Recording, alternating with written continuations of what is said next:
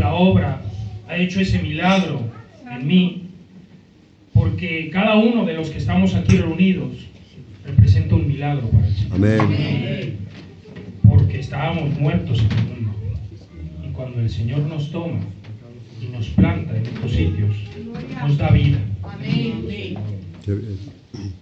Mi padre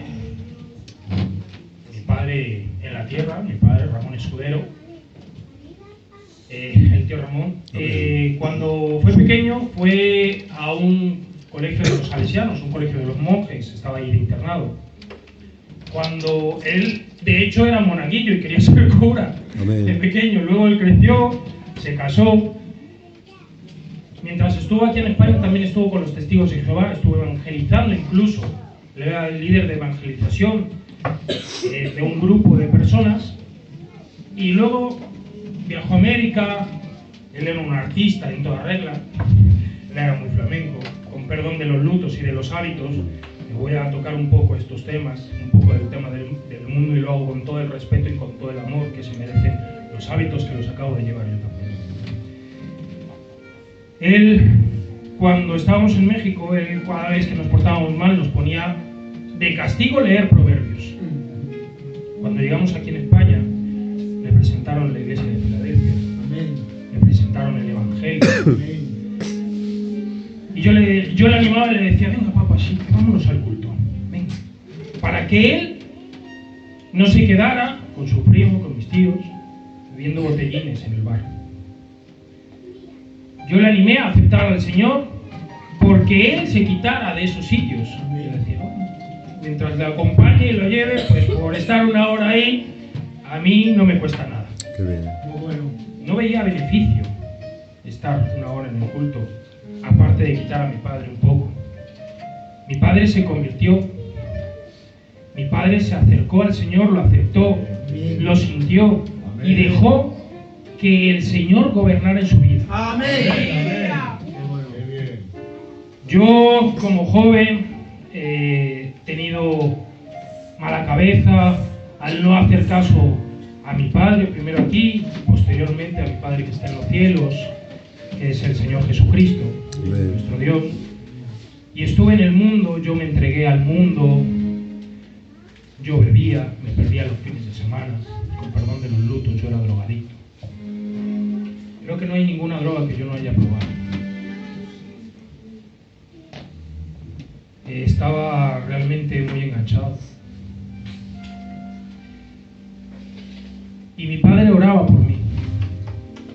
Y las oraciones de mi padre eran constantes en la iglesia. Gloria a Dios. Se cantaba en la iglesia. Aleluya. Yo me acerqué al Señor una vez. Gloria. Gloria a Dios. Y empecé a conocerle y empecé a sentir su amor. Gloria Amén. a Dios. Empecé a sentir cómo me liberaba. Santo. Me bauticé. Debatía con candidatos y con pastores acerca de la historia de la Biblia, de la interpretación de la Biblia. Era soberbio y altivo. Y yo decía: Señor, sé que tú estás ahí, sé que tú eres grande, sé que tú obras, pero de mí no hace falta que te encargues, que yo pueda. Después de eso, le abrí la puerta al enemigo yéndome una noche de fiesta. Y como dice la palabra, cuando uno abandona esa casa, cuando un demonio que el Señor le reprende, el diablo, el espíritu malo, luego regresa y la ve desordenada, pero la ve vacía, regresa con más. Pues así fue mi recaída, fue peor que antes. Me enganché más fuerte que antes, a la noche y a las drogas. De hecho, yo me fui de Madrid, me fui a Lleida, dije: ciudad nueva, vida nueva. ¿Qué pensaba eso? Conociendo el Evangelio. No conozco a nadie. A los 10 días ya conocía toda la ciudad. Hubo gente en el camino que me acercaba al Señor, que me invitaba, que me tiraba hacia los templos, hacia las congregaciones, hacia las iglesias, y me hablaban, y yo sentía el amor del Señor, pero tenía vergüenza. Y en este punto vamos a leer un pequeño versículo y luego voy a terminar de contarles cómo fue mi conversión. ¿Vale? Y vamos a leer en el nombre del Padre, del Hijo y del Espíritu Santo. Va a ser 1 minuto y luego 2 minutos más y terminamos. Isaías capítulo 6, y dice: en el año en que murió el rey Uzías, vi yo al Señor sentado sobre un trono alto y sublime, y sus faldas llenaban el templo. Por encima de él había serafines, cada uno tenía 6 alas, con 2 cubrían su rostro, con 2 cubrían sus pies, y con 2 volaban. Y el uno al otro daba voces diciendo: Santo, Santo, Santo, Jehová de los ejércitos, toda la tierra está llena de su gloria. Y los quiciales de las puertas se estremecieron con la voz del que clamaba a la casa, y la casa se llenó de humo. Entonces dije: ¡ay de mí! Soy hombre muerto, porque siendo hombre inmundo, de labios inmundos, habito en medio de un pueblo que tiene labios inmundos. Han visto mis ojos al Rey, Jehová de los ejércitos. Y voló hacia mí uno de los serafines, teniendo en su mano un carbón encendido, tomando del altar con unas tenazas y tocando con él sobre mi boca, dijo: he aquí que esto tocó tus labios, y es quitada tu culpa y limpio de tu pecado. Después oí la voz del Señor que decía: ¿a quién enviaré y quién irá por nosotros? Entonces respondí yo: heme aquí. Amén. Envíame a mí. Amén. Cuando yo regresé a Madrid, me acerqué de nuevo al culto un día que mi padre me decía: me voy al culto. Y le dije: espérame, que me he visto y me voy contigo. Amén. Qué bueno. Estando en el banco empecé a sentir la presencia del Señor, empecé a llorar. Y a manera de reclamo, le dije: Padre, ¿por qué si tú dices que ni los pajarillos, que ni hilan, ni trabajan, tú los mantienes? ¿Por qué? Si nosotros siendo malos damos buenas dádivas a nuestros hijos, cuanto más tú que eres bueno no nos vas a dar buenas dádivas. ¿Por qué, Señor, si tú dices que nos rescataste, que nos limpiaste, que nos pusiste vestiduras nuevas, que nos diste el sello? ¿Por qué, Señor, permitiste que pasara de nuevo por todo lo que pasé?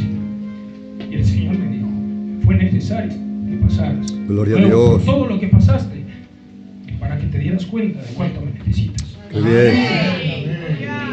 Padre, unos meses antes de que pasara eso, 6 meses o 7 meses, estuvo muy malo. Estuvo en el hospital. Y él sintió que se iba. Y le dijo al Señor: Señor, si tú quieres que me vaya contigo, me voy. Pero concédeme un par de años más de vida para que vea bien a mis hijos. Yo, en el momento en que oí la voz del Señor, que las oí tal cual les estoy hablando ahora, dije: se acabó. Te entrego a ti mi vida. Amén. No quiero nada que no venga de ti, Señor. Amén. Voy a buscarte y a servirte, Señor. Amén. Levanté mi mano y dije: heme aquí. Qué bien. Amén.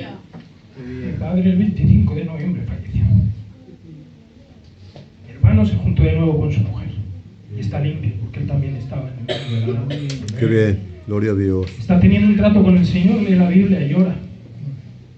Yo encontré a mi pareja, a mi doña, y fue un regalo del cielo. Qué bien. Ella es más cristiana que yo. Amén. ¿Verdad?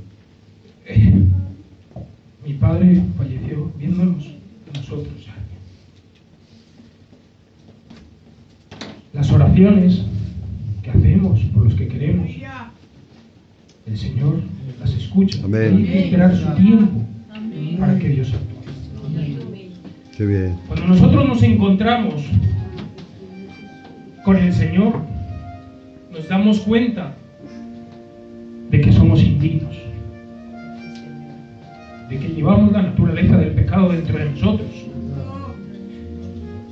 Pero Él, así como los serafines cogieron ese carbón encendido y lo pusieron en sus labios, el labio del profeta Isaías, que no es cualquier profeta, es el profeta que más profecías mesiánicas ha dado. Amén. No es el más grande, porque dice Jesucristo que el más grande es Juan. Y si lo dice él es porque es verdad. Amén. Pero el que más profecías mesiánicas tiene, es el profeta Isaías, y dijo: soy pecador de labios inmundos. Pero cuando vio al Señor, ese carbón encendido del altar representa a Jesucristo, Amén. porque ahí es donde se derramaba la sangre de los corderos sacrificados. Ese carbón encendido significa la sangre de Jesucristo derramada por cada uno Aleluya. de nosotros que estamos aquí. Esa sangre que nos limpia, esa sangre que nos da vida nueva. Y cuando nos acercamos confiadamente al trono de la gracia del Señor y nos cubrimos con la sangre del Cordero, Amén. esa sangre que cubre nuestras deficiencias, nos volvemos dignos para el Padre. Gloria a Dios. Lo siguiente que cada uno de nosotros tenemos que hacer cuando nos encontramos delante de la presencia de Dios es reconocer la necesidad que hay a nuestro alrededor. Amén. Isaías reconoció primero la santidad del Señor, luego reconoció que Él era indigno, pero reconoció también la necesidad que hay Qué alrededor. bien. Cada uno de nosotros tenemos la capacidad de ver la necesidad que hay a nuestro alrededor. Santo. Y no solamente hay que tener vista, sino también hay que tener oído para escuchar al Padre cuando te dice: necesito que hagas algo. Qué bien. A mí, les cuento mis testimonios, me liberó en ese momento que escuché la voz del Padre, se rompieron esas cadenas. Ni tratamientos, ni pastillas, ni psicólogos, nada, sino el Padre fue el que me liberó. Qué bien. A Isaías lo cubrió la sangre del Cordero. En ese momento, cuando los serafines llevaron el carbón y tocaron sus labios, y escuchó la voz del Señor, que necesitaba un mensajero, Amén. y él, reconociendo antes que era un pecador de labios inmundos, dijo: heme aquí. Qué bien. Hay un gran contraste entre lo que tenía que hacer y de dónde venía. Pero el lugar de tu mayor fracaso se puede convertir en el lugar de tu mayor influencia cuando escuchas la voz del Señor. Amén. Hace unas semanas en otra iglesia también decía lo importante del sometimiento, y para someterse hay que escuchar la voz del Señor. Qué bien. Hay que conocerle. Aquí, su santa palabra, este libro, es lo que nos enseña lo que Él quiere de nosotros. Esta santa palabra que nos ha regalado es lo que nos dice dónde tenemos que ir, si a izquierda o a derecha, si adelante o hacia atrás. Y hay que escuchar su voz Amén. para hacerle caso. Y cuando te sometas, vas a ver que el propósito del Señor se va a empezar a cumplir. Qué bien. Porque el combustible